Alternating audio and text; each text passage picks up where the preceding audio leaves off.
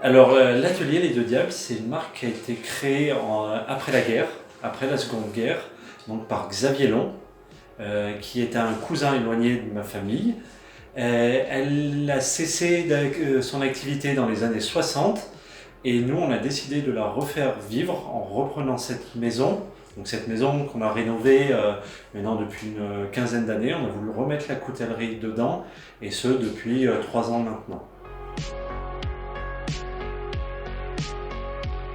Combien de couteaux on fait? On va plutôt être à l'année et même avec des tables, on arrive à peu près à 500 pièces. Et on fait surtout du ferment.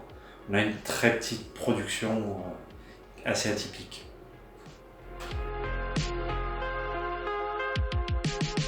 Alors des couteaux, on doit avoir entre 12 et 15 références déclinées sur des tables, sur des longueurs de couteaux. Et après, on a notre propre modèle qui est l'Orque qui vient d'arriver, qu'on a en table et en ferment.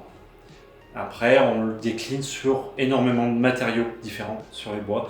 Ça fait qu'on fait quasiment jamais 2 fois le même couteau. En jouant, on a peut-être une centaine de références de matière pour faire des manches, donc je fais jamais 2 fois le même couteau.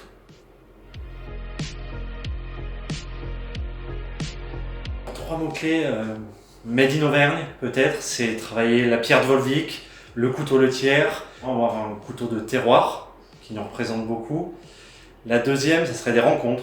Parce qu'en fait, moi, je suis arrivé là en rencontrant les personnes de Stikal pour le travail de la pierre de lave. C'est l'Orque, c'était Pierre-Yves Joyeux.